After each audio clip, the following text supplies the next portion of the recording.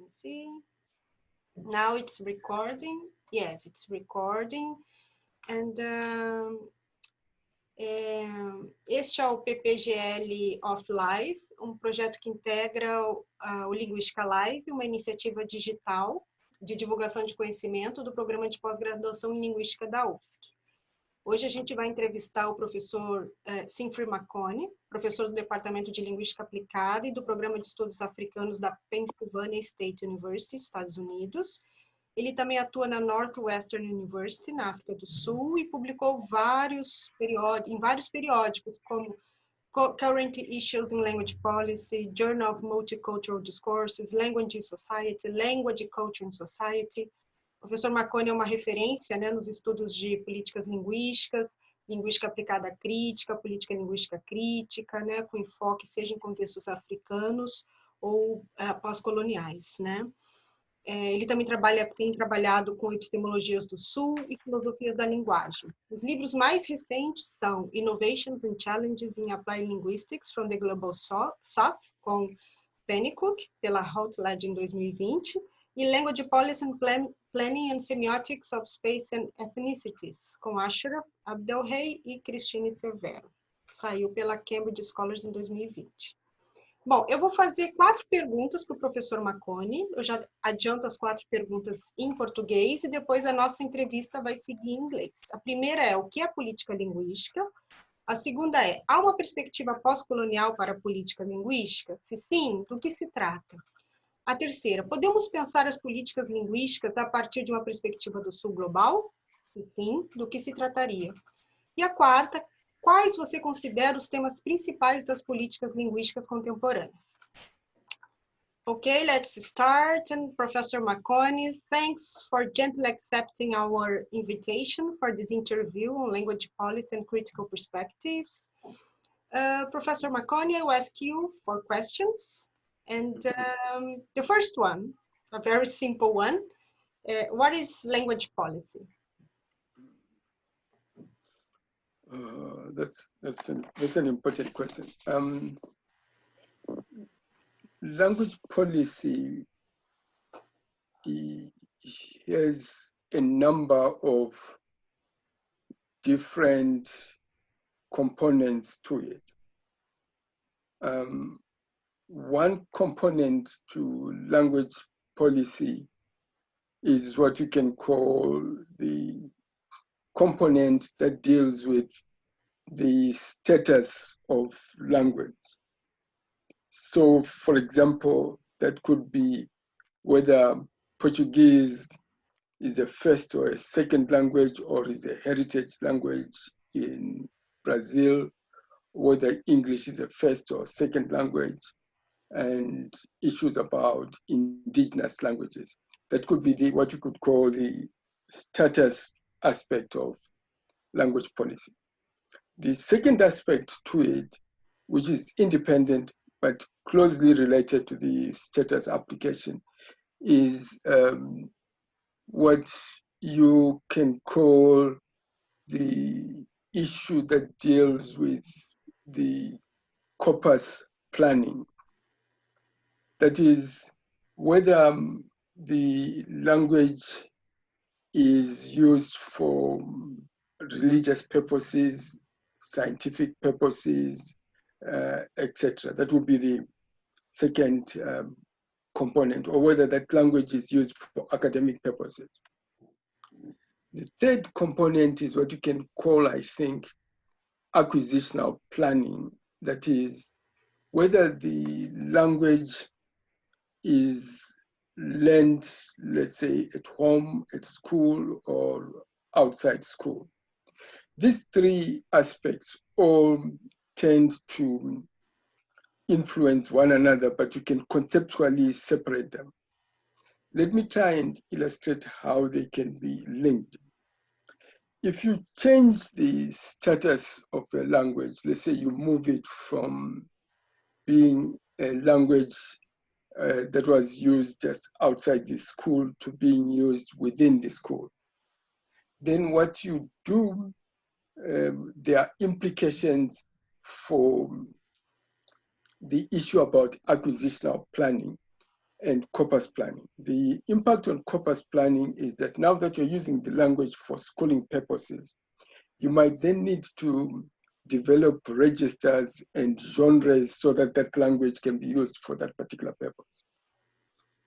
And then the aspect about acquisitional planning describes the domains within which a particular language is acquired. Is it acquired outside the home, in the home?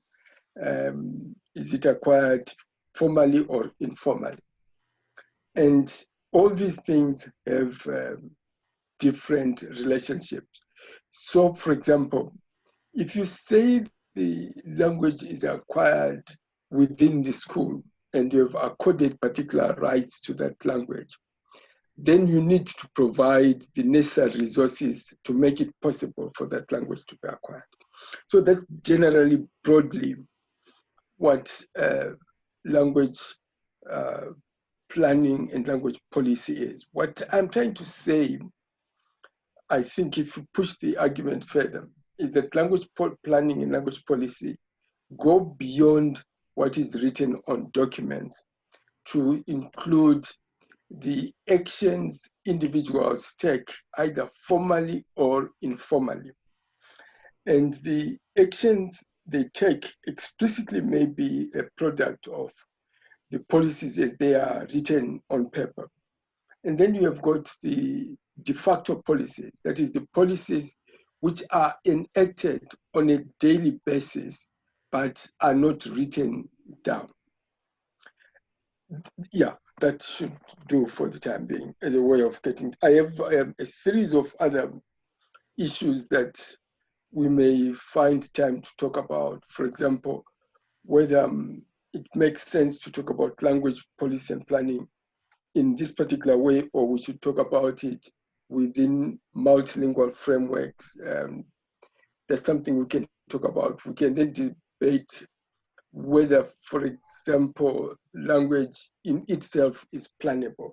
In other words, is language policy conceptually feasible in terms of language? Is language plannable like education, health? That is another issue that we can talk about later on. But I think what I've given you is a good entry into the discussion. Perfect. Thank you. And Professor Makoni, we know you have been working with colonial linguistics and post-colonial perspectives of applied linguistics and language policy. So do you think there is a post-colonial perspective for language policy? Can we, yeah. Okay, yeah, okay. Let me go about it like this. There is clearly a colonial perspective to language. That, for example, the missionaries and the role that they played in the construction, invention of language and the impact that had on how people understood language practices and the promotion of languages for religious purposes, that clearly is there. The post-colonial dimension is an exploration of the role and status and ways of framing language practices in post-colonial context. Let's say Brazil, Angola, Mozambique, Zimbabwe, South Africa, etc. Right. So in that sense, the post-colonial aspects about language here is what is happening to discussions about language after the issues that deal with colonialism after the end of colonial era. Right, that is an important point. Because in the post-colonial era, a number of factors begin to come into play. To what extent are the language policies a continuation or a legacy of the language policies and practices that were initiated during the colonial era? And two, the requirements of a post-colonial state may be different from those of a colonial state. Because in a post-colonial state, one of the key issues that then comes up are issues about social justice. So in a way, language policy becomes a useful instrument insofar as it begins to be used as an instrument to realize issues about social justice. And it is within the framework of social justice that discussions about language rights should be understood. The interest in language rights in a post-colonial context is not simply a question of according rights to languages, but it's a question of saying, how do you use language, for example, to accomplish particular objectives, to accomplish or realize issues about social, racial, and gender equality. So there is, I think, a post-colonial dimension that you can be able to develop.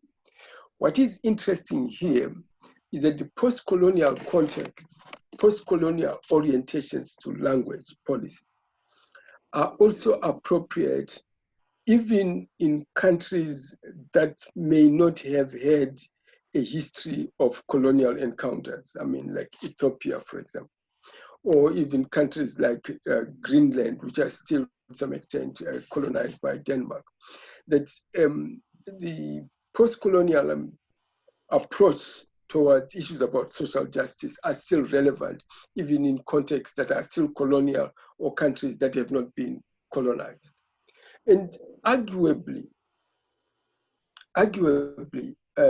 post-colonial approaches to language can also inform how you can handle discussions about language policies, particularly amongst communities that are vulnerable, even in countries like the United States, etc., where we are dealing with immigrant communities. So I would argue that post-colonial approaches are also relevant to immigrant communities who find themselves in vulnerable situations. Yes.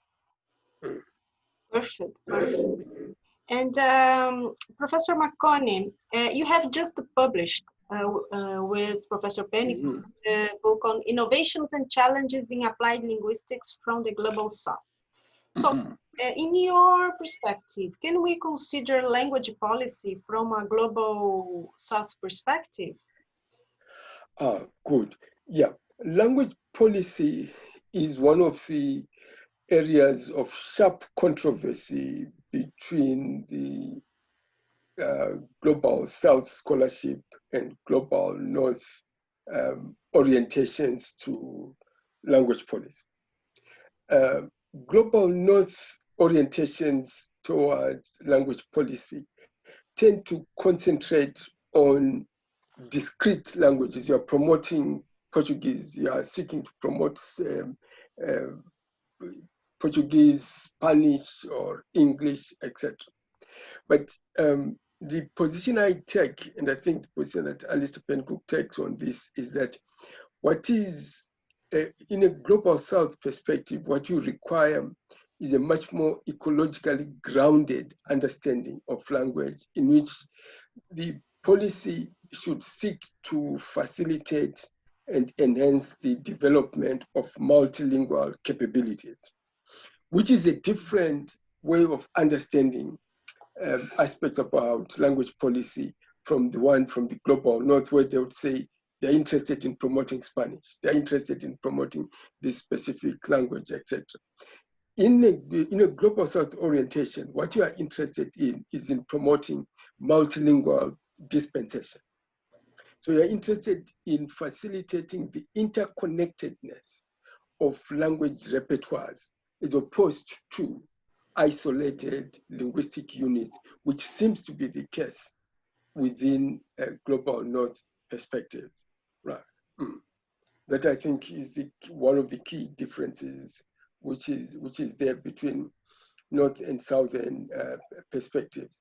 Putting it differently, Southern perspectives are interested in an exploration of the manner in which your language capabilities are entangled with your abilities to speak and use other languages. Whereas in the northern perspectives, it's isolated proficiency in individual languages, which is the ultimate objective. Mm-hmm. Yes, and we noticed that you have worked on this concept of multilingualism, southern multilingualisms. Could you say something yes, about that? Yes, okay. Yeah, southern multilingualisms is like this. This is an interesting one. Is that the argument that we're making is this, is that we've always been multilingual. That is the starting point about this, that people have always been multilingual. And the unfortunate thing is that people seem to think that it's only now that we are becoming multilingual. People have always been multilingual. Families have always been multilingual. For example, even in smaller societies, what tended to happen is that you had what are called outbound marriages. You marry somebody from a different ethnic group or smaller clan, and you then learn the language that is used in the community that you are marrying. So the kids from that relationship will find themselves inevitably being exposed to a number of different languages. The language spoken by the mother may be different from the language spoken by the father. The language spoken by the grandmother may be different from the language that is spoken by the paternal grandmother. So in a way, families have always been multilingual, right?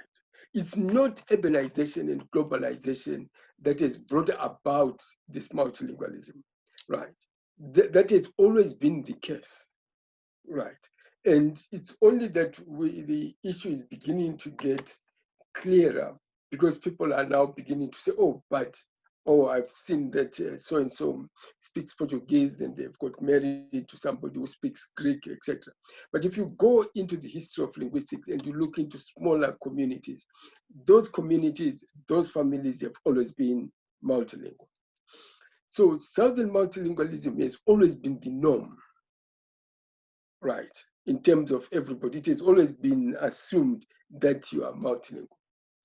The issue about Southern multilingualisms is that you are trying to work out the degree of interconnectedness of different speech forms that are not readily easily classified into languages, right? And the issue about multilingualism also links up with how the different languages that we speak, your different styles of speaking are all interconnected, right? That the way they are interwoven, the way language and language varieties, etc., are interwoven in the South may be very different from the way they are interwoven in the global North, right? That's why the issue is about Southern multilingualisms, which we argue that it is about Southern multilingualisms in an attempt to capture the pluralistic, but what is important here is the pluralistic, open-ended, unpredictable, creative use of language, which is the normal practice of people in the global South. Perfect. That's perfect. Yes, and Professor Makoni, we just have one last question. And what do you think are the main topics a contemporary language policy should face? Okay. I think it has to get back and explore issues about language rights, where Southern perspectives and what exactly language rights are all about. It has to look into issues about language endangerment and language revitalization, and ask uncomfortable questions such as, what do you do if speakers of particular indigenous languages are not interested in the languages that they speak and they want to learn Portuguese or they want to learn English? I mean, what do you do? How do you handle research in such particular topics? And how do you carry out indigenous research which is indigenously sensitive to the demands and requirements of vulnerable communities in the South? And we need that because we need to develop modes of carrying out research which capture the interest and concerns of the communities that we're dealing with, much more than those that advance our own individual careers. Yeah, that I think is the way. Perfect. And Professor Makoni, what would you suggest to those who are interested in this field, in language policy and planning? What could you share with these people, with the students? Okay, yes. What I would share with them, yes, to motivate them. To motivate them is that you see, is that language policy and language planning is clearly one of the most dynamic areas that you will encounter in applied linguistics. And it keeps just expanding. I mean, for example, at the moment, the in thing seems to be to discuss issues about family language policies. It's just exploded on the scene. Yes, language policy and planning in terms of education has been an important topic, but family language policy has become important. And then that language policy and planning is relevant and germane and pertinent to a lot of contexts, even now with this COVID, coronavirus, etc. The issues about language policy and planning keep emerging or bubbling on the surface. For example, do you articulate the issues that you are trying to talk about in terms of health in language A or in language B, and how do they interpret all those issues? So there's a way in which language policy is the link between a number of different sub-disciplines within applied linguistics. And I don't see how you can conceptually be able to make much progress in whatever area you want in applied linguistics without some understanding of the broader dimensions of language policy. Putting it differently, any applied linguistics topic is a language policy topic. That I think is the argument, in actual fact, that I want to make. If there's anything that any applied linguistics topic, give me any topic that you are dealing with, and I can convert it into a language policy and planning question. That's perfect. That's perfect. And Professor Makoni, many thanks for sharing with us your knowledge and experience on such fascinating themes. Hope you keep well and safe in your place. Hope to see you in Brazil as soon as possible on our event that will take place on March next year. Yes, looking forward to it. That would be great. And my regards to everybody, including Anna Elfman. I haven't seen her. Tell her that she must also send me an email and say hi. Yes, I'll tell her. And, okay, so I'm going just to finish the recording now.